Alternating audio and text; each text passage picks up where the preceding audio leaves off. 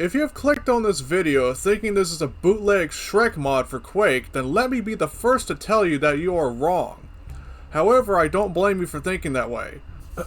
Anyway, if you've been on this channel for long enough, you may or may not remember the one time I've put together a highlight video 2 years ago, where I've played through this add-on for Quake without a HUD, a mouse, and a crosshair, only a keyboard, and it was on the hard difficulty. The add-on we're going to be talking about is called Shrak, or Shrak for Quake as it was branded.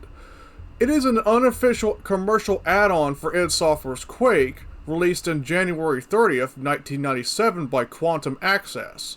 They were also involved in the development of another commercial add-on called Malice for Quake, which I will eventually cover one day. Shrak itself is a total conversion featuring a new story alongside some new content, but for some strange reason it follows a similar approach when it comes to installing this add-on. Remember programs like DUSF where it would merge modified content into the Doom WAD file? The iWAD file, mind you? Think of it that way, except it's on a pack archive, like pack0.pack and pack1.pack. These archives is what carries the contents for the original Quake. Unfortunately, this made playing this add-on on modern source ports a little bit tricky, because the patcher requires you to be in a MS-DOS environment or emulator like DOSBox. However, this didn't stop the community from putting together a patched up version of this add-on. In fact, this is the version I'm currently playing because it is more convenient. So the story of Shrak states that Earth's humanity was lost after mutants created during the previous conflict spiraled out of control, and the humans had to flee from the planet to the moon and watch as their home became overrun with mutants, and the ones who joined them, of course. The situation would become more dire as the mutants started to become more united with a being named Shrak, and started to rebuild the Earth as a military base. This is when you were sent back to Earth, searching for information about this entity and its army, and then report back.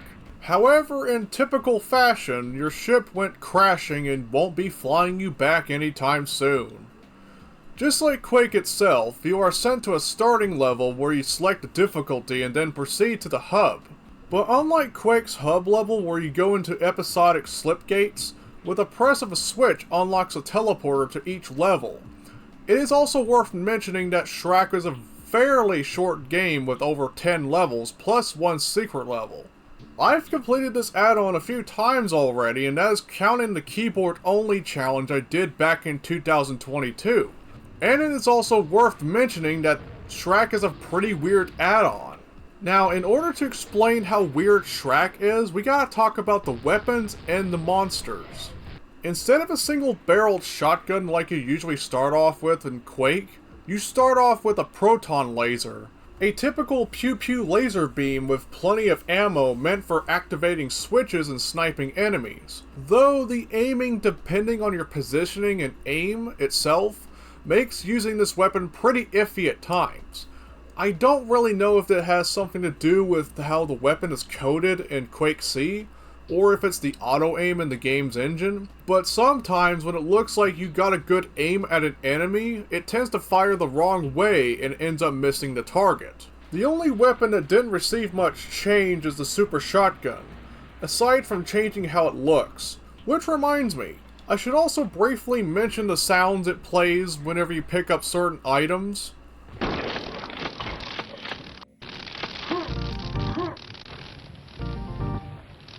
Now that I think about it, I wonder if it was made with a synthesizer. If so, I wonder which one they used. The next weapon is the liquid-cooled Uzi, which is basically a nail gun replacement except you are firing bullet pellets instead of nails. It's kinda strange to look at considering it almost doesn't look like an Uzi from the centered view. It must be with how Quake handles the weapon models. I am not too sure, but it's whatever. Off to the rather unique, or bizarre if you want to call it, weapons that Shrak offers. The first being the foe-to-friend converter, where you use it to mind control enemies against each other. I know I'm a sucker for monster infighting, and this weapon makes good use for that in certain situations. Now, when I say bizarre, I really mean it. Like, look at this weapon called the Inflator Dart Gun, which only works well against weaker enemies, but with just enough darts would just send an enemy to deviant art.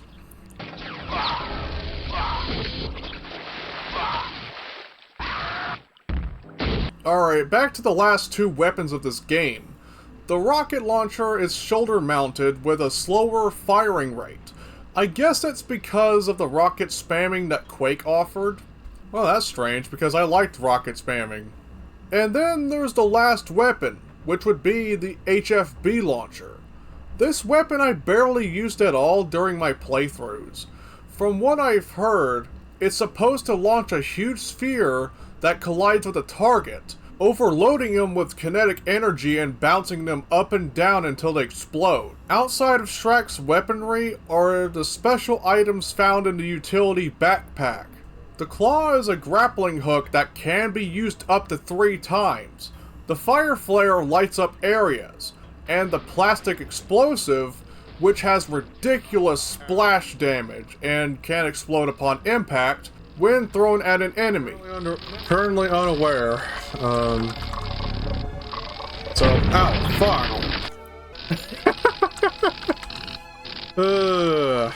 Now, the enemy roster itself is also worth talking about, starting off with the Zed, a large humanoid with a shotgun, and a tad bit spongy. And then there's the Omai, which is weaker than the Zed, and can carry proton lasers. The Visor is also a nasty brawler capable of smacking you nearly to death when up close. I don't know what's up with these strange names, to be honest here.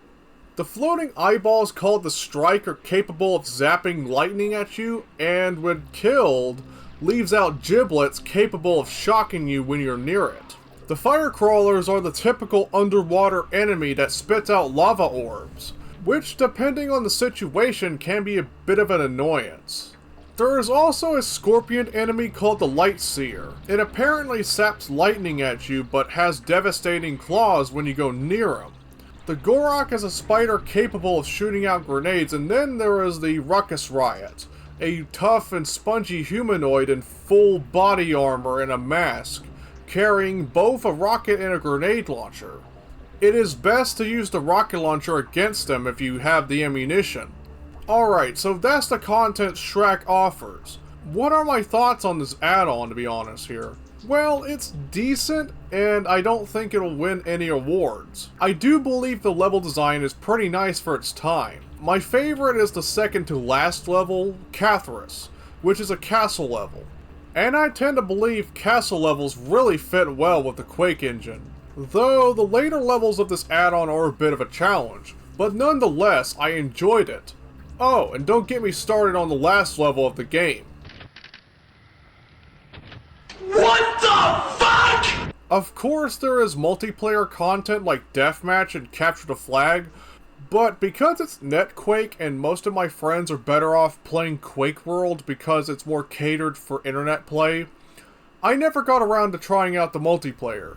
But hey, maybe one day on a live stream. I should also mention that a patch came out adding in another mode called Bug War, where you either play as a spider or a scorpion. I've yet to check this out myself, as I've only found out about this mode while searching for documentation. Now, would I recommend this add-on for anybody else? Well, if you're looking for some more Quake content to check out, then yes, absolutely. I really don't have much bad to say about it aside from some weird weapon behavior. It's basically just Quake, but with a bit of weird added into it. You can also play the original Quake levels with Shrak's content too. Now, if you wish to check out this add-on, I will leave a ModDB link in the description down below. Anyway, that's about it for this video, but before I go, I want to let you know that this channel has since reached 1,000 subscribers, and I can't thank you enough. Not to mention that this channel is turning 10 years old next month as well. So expect a possible video for that. Anyway, thank you all for watching, and as always, peace out everybody. See ya!